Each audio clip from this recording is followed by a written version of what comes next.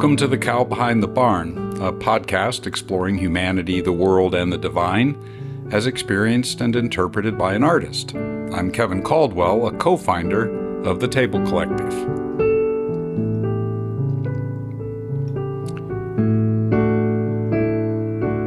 This episode is a continuation of my ongoing attempt to understand whether empathy is in some way an element, even the most significant element, in the nature of whatever it is that is ultimately real. And so far, my short answer to that is yes. And while I need to elaborate on that, I want to emphasize again why I think this is such an important question. In the last episode, I asked us to imagine if we saw the entire cosmos rooted in empathy in its very being. What would that be like? And to imagine if you and I lived in keeping with that essential element of the cosmos, empathy. What if? It's my growing conviction that empathy has two modes. It's ontological, rooted in isness as an aspect of what is really real, and empathy has an existential mode. It can be experienced and cultivated. However, that's not always easy. It's not always easy to treat others with empathy and to allow myself to feel as if I'm them, but it is also not easy to do so even for myself. That may seem strange, but I find myself often more able to offer this to and for and with others than to the face in the mirror. Here's a song I wrote trying to explore that difficulty. I offer it here as a particular way of experiencing the difficulty I have with one aspect of this experiential quality of empathy, and I'll explain more why I think this is important after the song.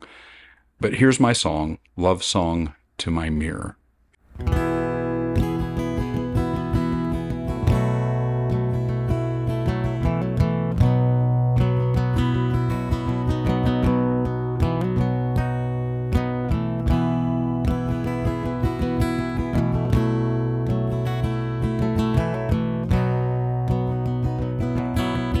Someone said to look into a mirror, say I love you. There was nothing in the air, a voice that I could hear, just me in the silence, standing there. I want to tell you that I love you. I can't find the way, words will not obey.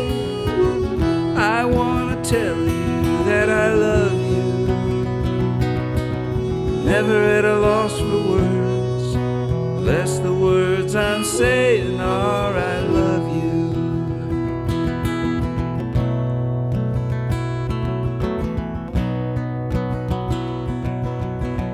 Wish my mother's face inside my phone say I love you. Always felt alone, I was on my own, even now when I'm gray and grown. I wanna tell you that I love you, but I can't find the way, words will not obey. I wanna tell you that I love you.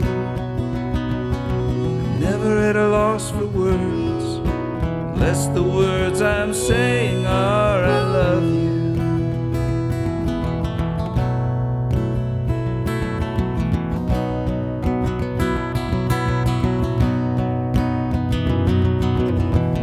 I see my face inside of my own eyes as I'm trying to find my voice.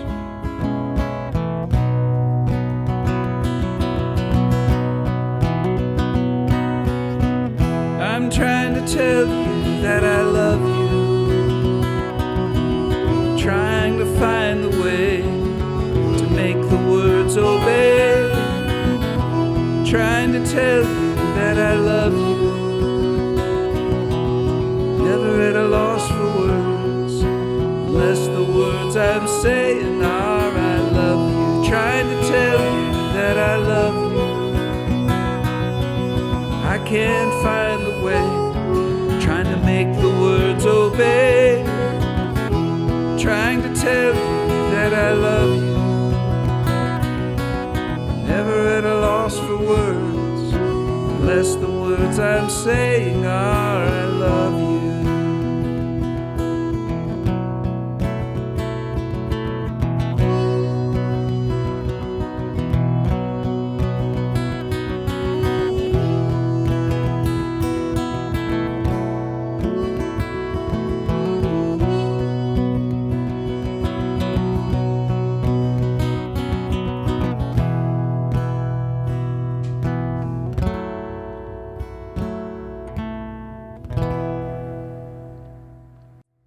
Now, why does it seem important to apply this to ourselves?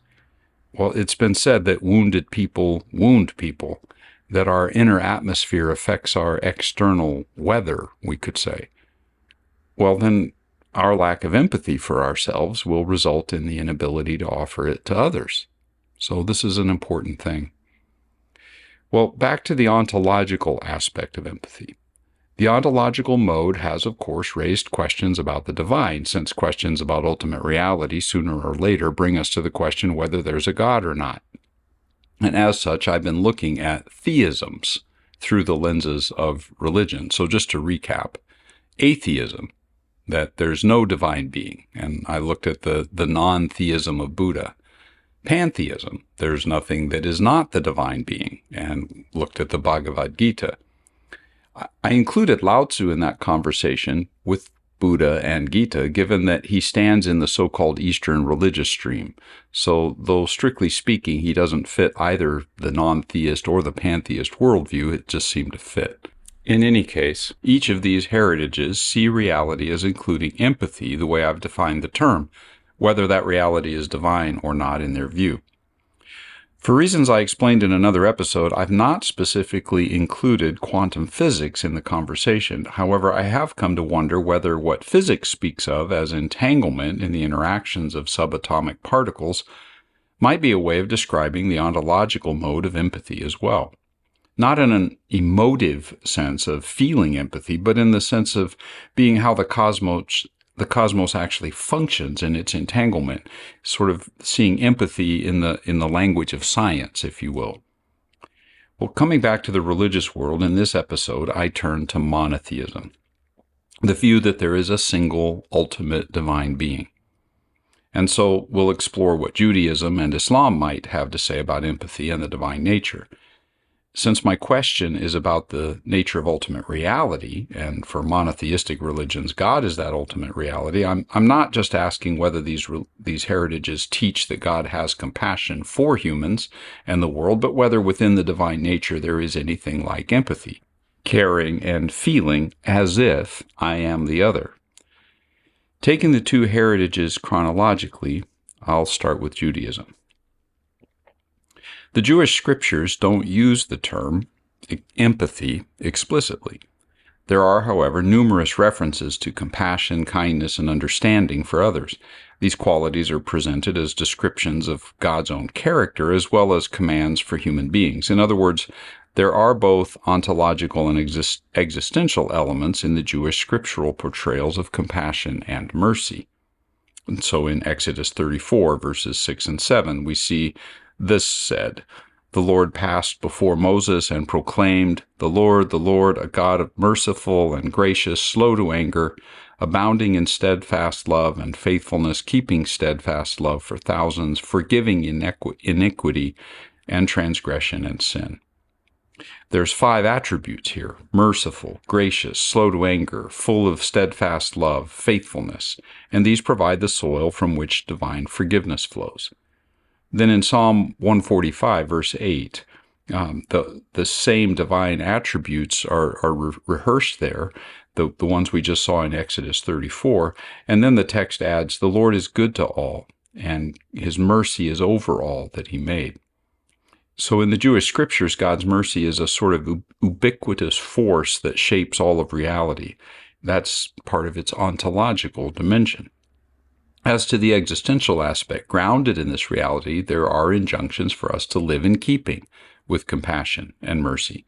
Many passages describe how we're to treat others with care and urge us towards a deep understanding of the struggles of others and a desire to alleviate their suffering.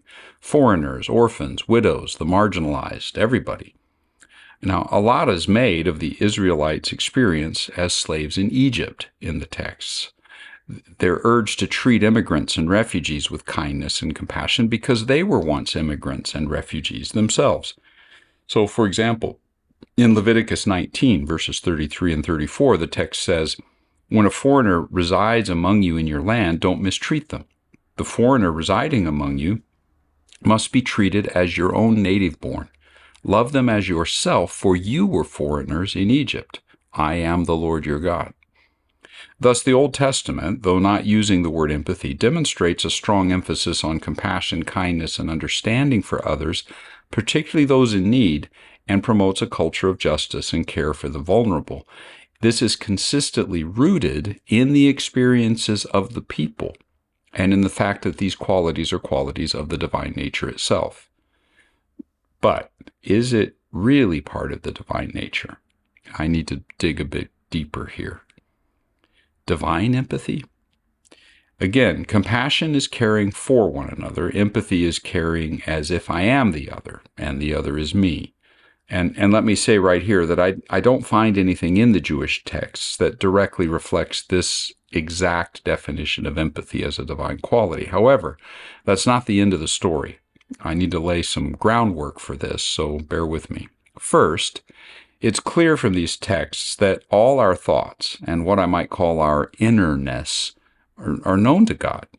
So Psalm 139, "You've searched me, Lord, and you know me. You know when I sit, when I rise. You perceive my thoughts from afar. You discern my going out, my lying down. You're familiar with all my ways. Before a word is on my tongue, you know it completely." Second, this divine knowledge of our innermost hearts is not just passive awareness of it. Another psalm describes the active divine engagement with what is happening within human hearts. Psalm 33, starting at verse 13. "From heaven the Lord looks down and sees all mankind. From his dwelling place he watches all who live on earth, and he forms the hearts of all, considering everything they do." Then Psalm 42, verse 7 says, "Deep calls to deep."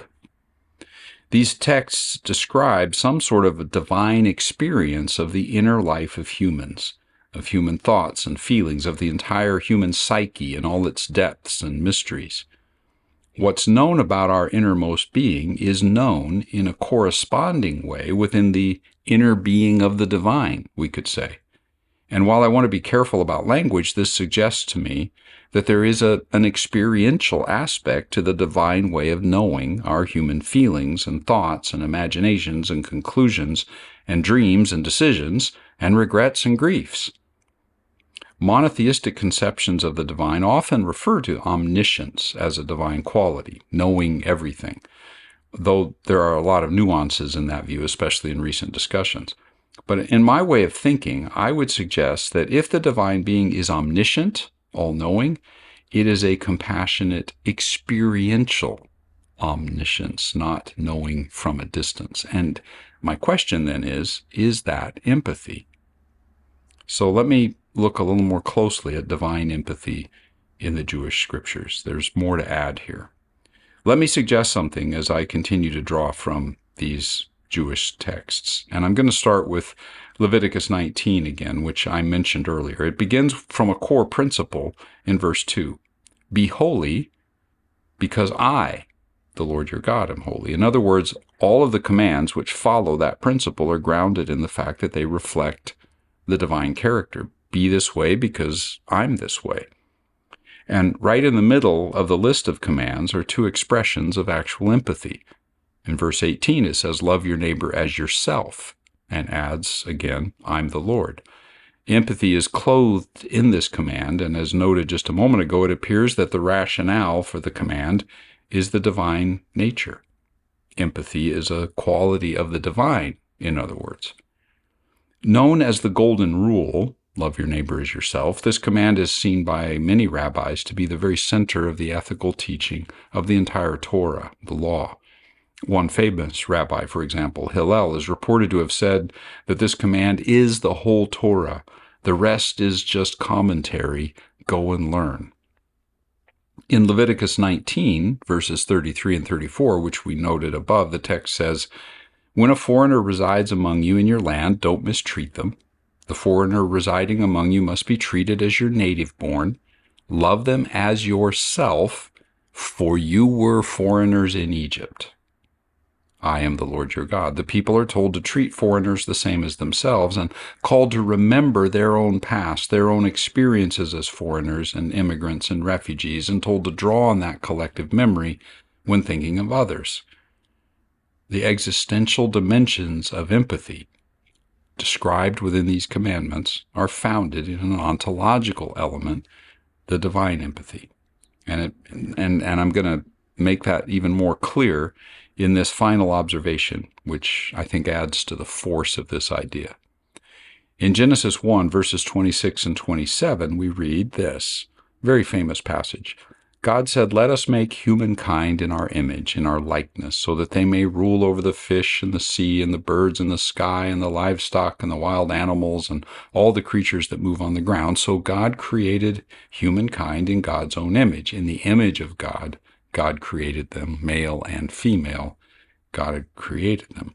So if human beings are made in God's image, and if empathy is at the very heart of the commands of the Jewish scriptures, the way humans are supposed to live, it seems to follow that empathy is part of the divine character.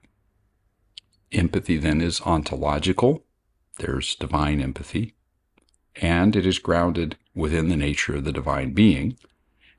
But it's also existential. Now, to be clear, the line between the divine and the human is maintained.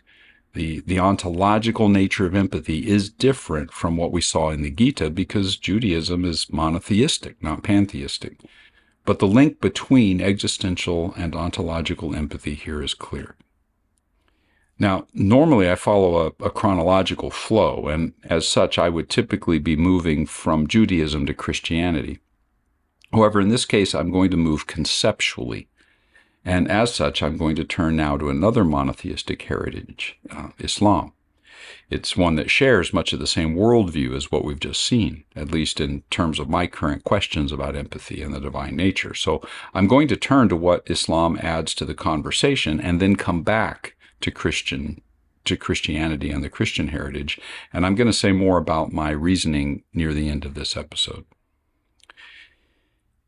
Empathy in the Islamic heritage. In asking how the Islamic tradition understands the place of empathy in relation to reality and the divine, I'm going to primarily limit myself to what we discover from the Quran. And as I do that, let me just explain a couple of things. Muslims refer to the surahs or chapters usually by the names that they've traditionally been given rather than the numbers. But in this case, I'm going to use both just sort of for ease of reference in case you want to look them up. So from the 9th chapter, which is called Surah Toba, verse 128, "There has certainly come to you a messenger from among yourselves. Grievous to him is what you suffer. He is concerned over you and is kind and merciful to the believers." This text highlights Muhammad's concern for believers, whose burdens are grievous to him, and it leads to concern and kindness and mercy. The verse seems to ground these realities in the fact that Muhammad is from among them, one of them, like them. It's not quite empathy, but it's close. Surah Al-Anbiya, chapter 21, verse 107. "We have sent you, O Prophet, only as a mercy for the whole world." This passage again highlights the divine motivation now in calling and sending Muhammad, which is mercy. Below, I'm going to come back to that term mercy and to the nature of divine mercy. But meanwhile, some more Quranic passages. Surah Ar-Rahman, in other words, chapter 55, verses 7 to 9. "As for the sky, he raised it on high, set the scales of justice so that you do not defraud the scales. Weigh with justice and do not give short measure." Now, What does justice have to do with compassion and empathy?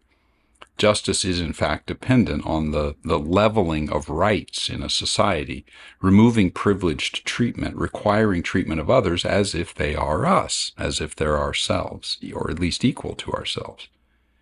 And now chapter 7, which is Surah Al-Araf, verse 156. The verse begins with a sort of, with the report of a prayer. And what was prayed is this: ordain for us what is good in this world and in the world to come, for to you we have turned. This passage reports what God says as a response to that prayer, and it starts off sounding a bit like bad news. I afflict whomever I wish with my chastisement. But in the very next statement, God responds, or continues to respond to that prayer in this way: as for my mercy, it encompasses everything.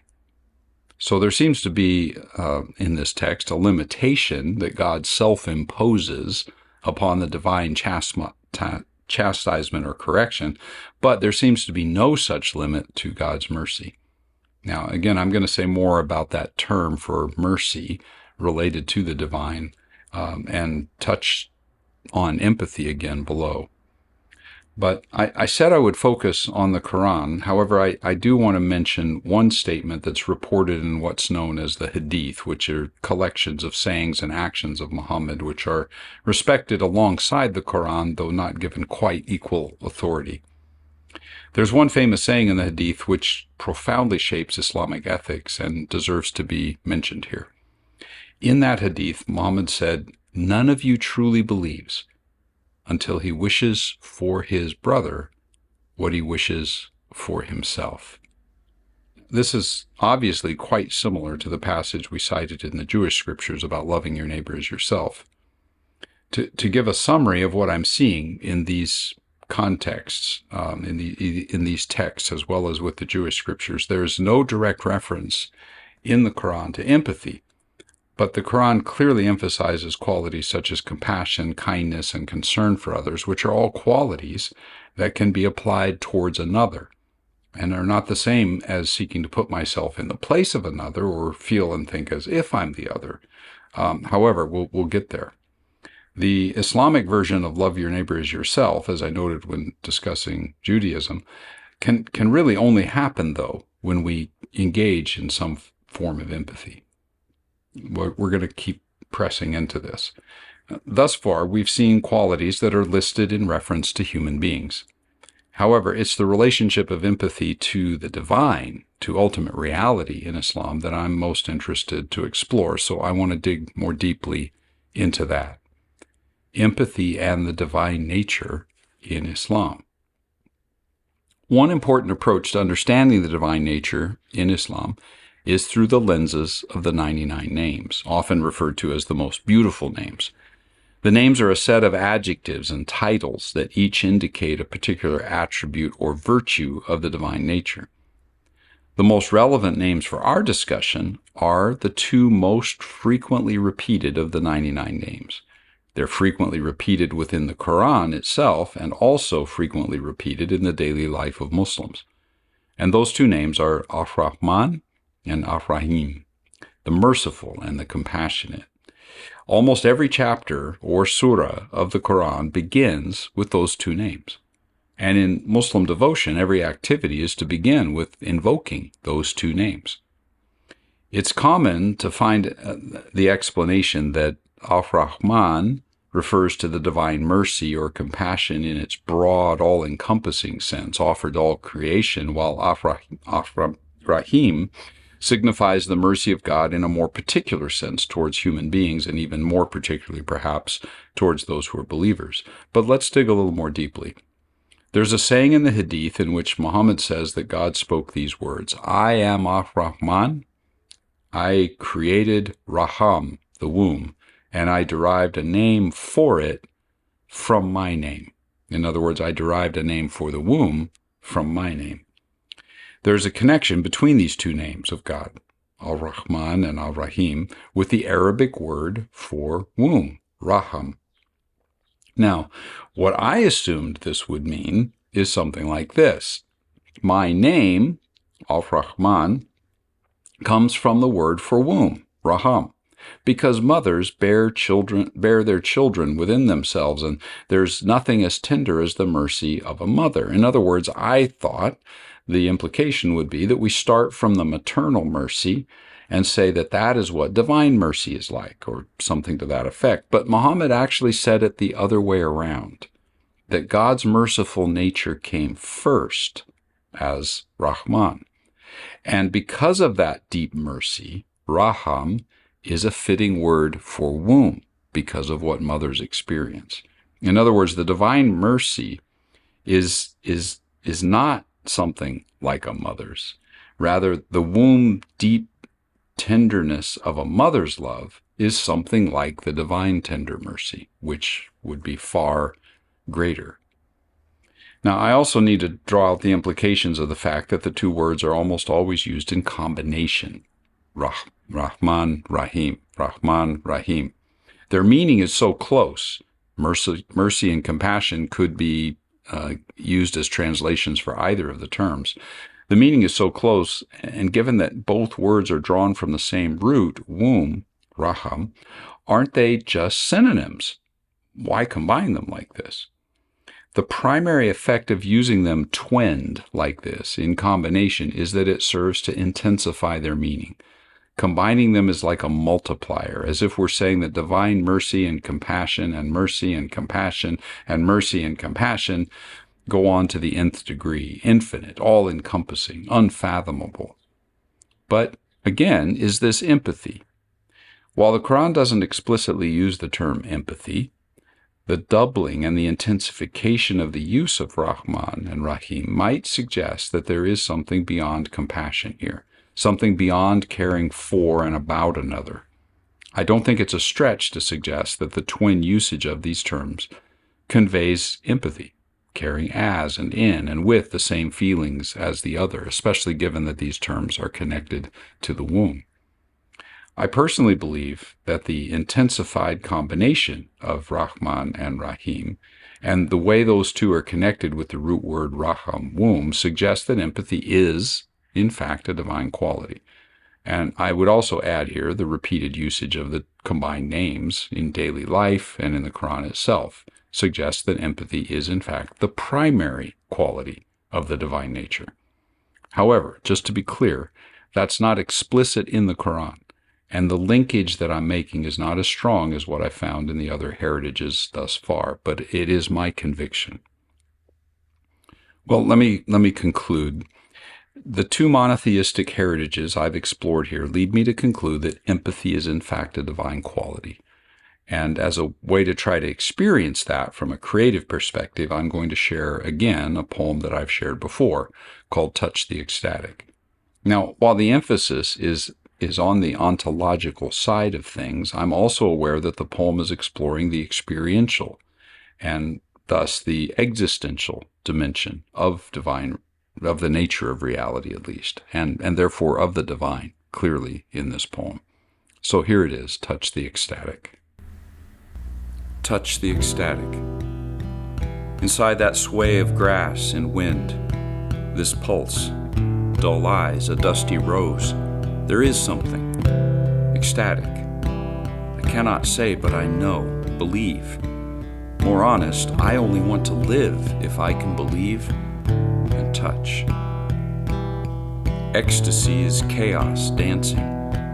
Electrons, protons, morons, skeletons, put-ons, on and on, colliding on pulsing universe mystic strobe light floors, loved on.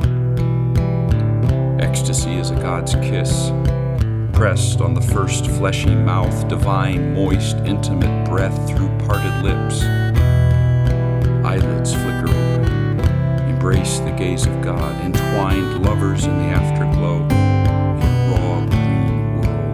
satiated. Ecstasy is me beside myself, seeing inside myself, from outside myself, myself as myself, my own eyes, seeing me for the first time, tender.